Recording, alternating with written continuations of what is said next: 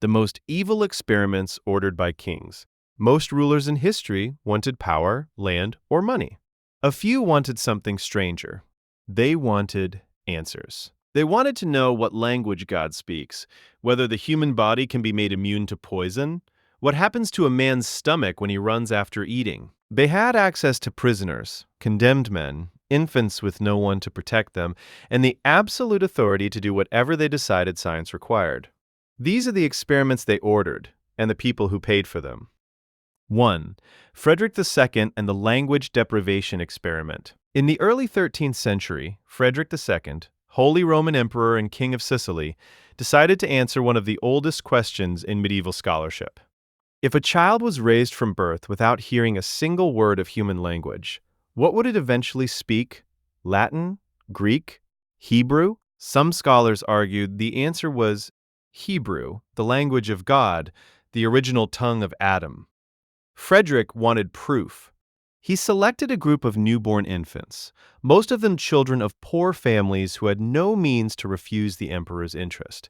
He assigned them to wet nurses with strict instructions. The nurses were to feed the children, clothe them, keep them clean, and never speak to them. No lullabies, no murmuring, no words of comfort when the child cried in the night, no human voice ever. The experiment would run until the children were old enough to begin producing language on their own, and then Frederick would have his answer. The children died, all of them, not quickly, and not from any obvious physical cause. The chronicler Salimbene de Adam, a Franciscan friar who documented Frederick's reign, wrote that the children perished because they could not live without the petting and the joyful faces and loving words of their foster mothers. They were fed. They were warm. They had no infection, no injury, no disease. They had no human contact beyond the mechanical. And their bodies gave out anyway. Frederick never got his answer. What he got instead was one of the earliest documented cases of what modern medicine calls failure to thrive, the phenomenon in which infants deprived of emotional stimulation and human interaction fail to develop normally and, in severe cases, die. The science behind it would not be formally understood for another 7 centuries.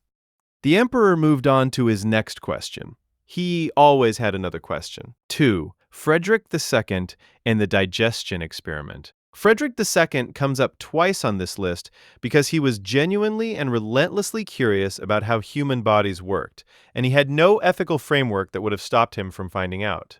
Sometime in the mid-13th century, Frederick ordered an experiment on 2 prisoners under his authority, both of them condemned men with no appeal left. He fed them an identical meal. Then he split them into 2 groups. One man was sent to bed to rest. The other was sent out to hunt on horseback, riding and moving for hours after eating. When Frederick decided enough time had passed, both men were killed. Their stomachs were cut open and examined side by side. The question was simple. Which process aided digestion better, rest, or exercise? The results, according to accounts that survived the period, suggested that the resting man had digested his food more completely. Frederick reportedly concluded that rest after eating was superior to exertion. Medieval physicians had debated this for years based on theory alone. Frederick settled it the way he settled most things, by removing the uncertainty. No record survives of who the 2 men were, what they had eaten, or how long they rode before they were killed. They appear in the historical record only as the subjects of an experiment. 2 bodies that a curious emperor used to answer a question that could have waited. The conclusion he reached was not wrong, by the way. Rest does aid digestion. Frederick was ahead of his time in his methods and his findings, and entirely indifferent to the cost of getting there. Some kings experiment out of curiosity, some out of fear. 3. Mithridates VI and the poison immunity trials. In the 1st century BC, Mithridates VI, king of Pontus on the southern coast of the Black Sea, was afraid of being poisoned. This was not an irrational fear. His father had been poisoned. Several of his siblings had died in suspicious circumstances. He had grown up in a court where the safest way to remove a king was to put something in his wine, and he had watched it work up close. He decided he would make himself immune. Mithridates began taking small, sublethal doses of various poisons every day, gradually increasing the amounts over time to build up his body's resistance. This practice, now called Mithridatism after him, is the earliest documented deliberate attempt at poison immunity. He also became obsessed with developing a universal antidote, a compound that would neutralize any toxin regardless of the source. To test his formulas, he needed subjects. He used condemned prisoners. The procedure was methodical. A man would be given a controlled dose of poison measured by whatever standard Mithridates had available. Then he would be given the antidote being tested. If the antidote worked, the prisoner survived. If it did not, Mithridates adjusted the compound and tried again with the next available subject. He ran these trials continuously, accumulating years of data on dosages, reaction times, and survival rates. Ancient sources describe the antidote he eventually developed as containing more than 65 ingredients, including various plant extracts, minerals, dried blood, and small quantities of the poisons themselves. The formula became known as Mithridatium. Roman physicians used versions of it for centuries after his death. The irony is that when Mithridates was finally defeated by Rome and tried to poison himself rather than be captured, the poison did not work.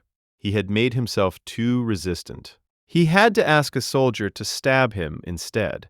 The king, who had spent his life testing antidotes on others, could not kill himself with the tools he had mastered. He had become the experiment, and the experiment had run too well. 4. James IV of Scotland and the Isolated Island Language Test.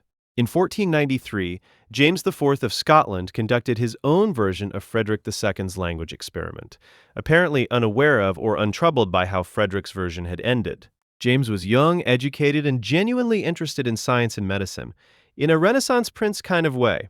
He wanted to know what language children would speak if raised without human speech. His answer to the methodology problem was slightly different from Frederick's. He sent 2 children to the island of Inchkeith, a small uninhabited rock in the Firth of Forth, along with a mute woman who was instructed to raise them in complete silence.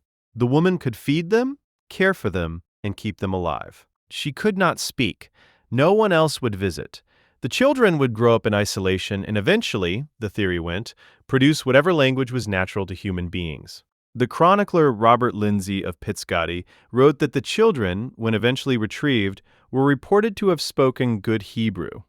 This detail is almost certainly inserted by scribes who wanted the experiment to confirm the theological expectation that Hebrew was humanity's first language. James had no way of verifying it, and most historians treat the outcome as fabricated. What is not fabricated is that James ran the experiment at all. He sent children to a rock in the middle of a Scottish estuary with a woman who could not speak and waited to see what would emerge.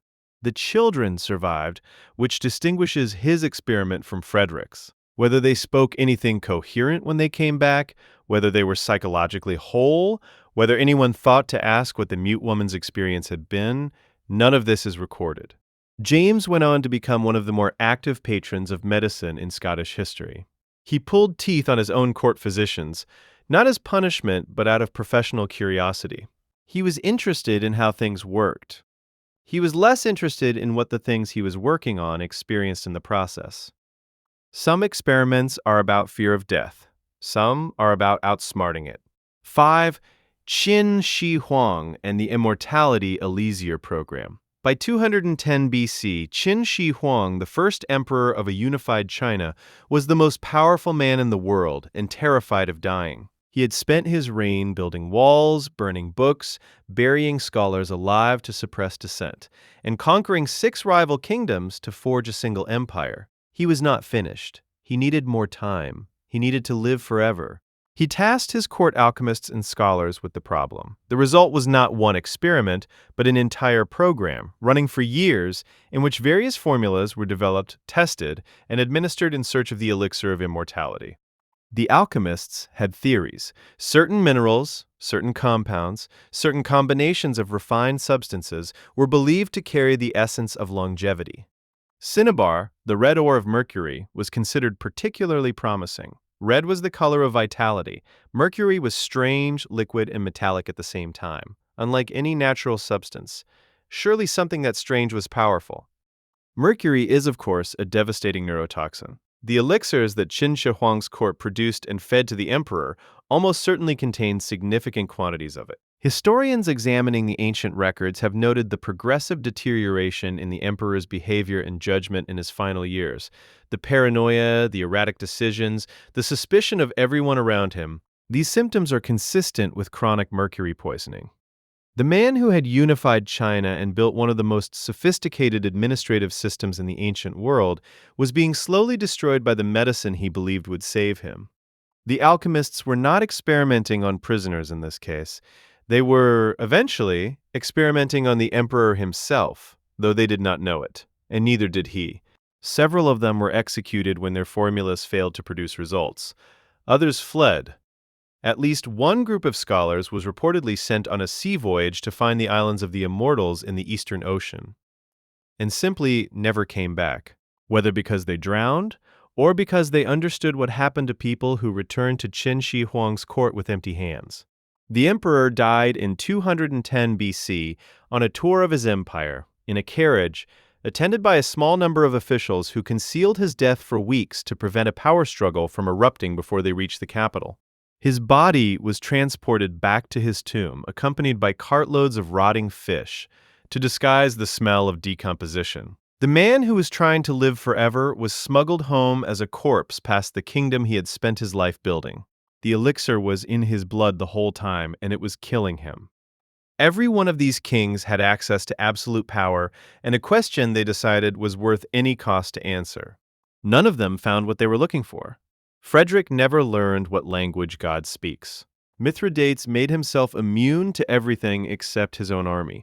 James IV got a result he couldn't verify, and a woman's silence no one thought to document. Qin Shi Huang drank mercury and called it medicine and died convinced he was on the edge of a breakthrough. The experiments ended. The questions didn't. They just got passed on to the next person with enough power to decide that other people's suffering was an acceptable price for an answer.